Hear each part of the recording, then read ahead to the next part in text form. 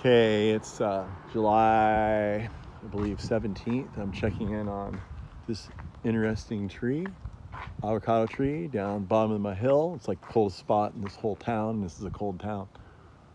We had a pretty good freeze this year, and it's mainly grown out of it, but you can see up top there, at the very top, it froze back. There's still some frost damage up there. This tree's been fighting the frost and freezes its whole life.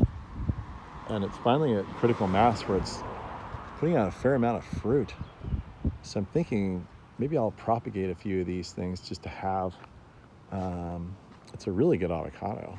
I think it's just a Haas seedling, which means it's variable from Haas. It's, whatever, varied from Haas. And can't tell if those are going to be immature cukes, which are really good to eat, but they don't get very big, or if they're going to fully ripen up. But look, it actually fruited pretty well this year. Look, these are, I'll have to follow up with this, but look, some of them are getting big, some of them remain little and skinny. So a cuke is an improperly fertilized avocado fruit, and they don't get seeds, and they don't get big. But other than that, they're just as yummy. And they're kind of fun because, people trip out on them because they're not used to these little cukes. But it fruited really heavily 2 years ago and hardly at all last year. And this year, as you can see, it's fruiting rather heavily. I think I'm gonna grab some budwood right now and just get a couple of these going. Why not? What's interesting about this one is that it withstands a whole lot of cold. And the reason I know that is every time I come down here in the wintertime, all these roofs are covered in frost. And I live up on top of the hill where it doesn't freeze. And the creek's right over there. The creek is the lowest spot, obviously, in the whole valley. And cold air is heavy, it goes to the bottom, which is here, right here. And so this is a fun tree to watch. There's a few videos I have already, but a few things about it are that here's the first time it froze back from back in the day. You can see it's just planted with concrete around it. They don't water it ever, so it's capturing all the moisture that's trapped underneath the asphalt and the concrete. A lot of trees like that. You wouldn't think it would be a natural position for such a tree, but it has no problem with it.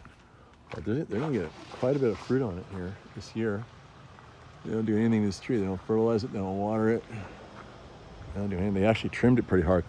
And then here's another freeze damage that happened here. See that? That's froze back, and then to the thick wood, because the thick wood doesn't freeze as bad, and then it sprouted out again. And that's what this tree's been doing. The bigger it gets, the hardier it gets, because it takes more energy for the freeze to overcome more material.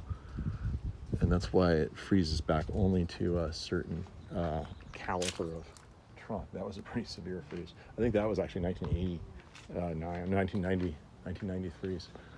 I remember that. So I've been watching this tree since I was 15 years old. But anyway, I'll have to follow up and see if it looks like it's gonna fall off. It's on there pretty good. But it looks like all the fruit is holding to the tree, so I don't really see a lot of fruit drop. There's a little guy there, but not much. So usually by this time of year in July, whatever's on the tree is gonna make it. So anyway, I don't know what to call this tree. I was thinking of calling this tree, there's some really good budwood right there. I was thinking about calling this tree Frosty Freeze. What do you think? You like that? Frosty Freeze. Here's some good budwood, maybe. Let's look at that. Yeah, some good little buds, maybe. All right, we'll get some budwood and get out of here before the cops come.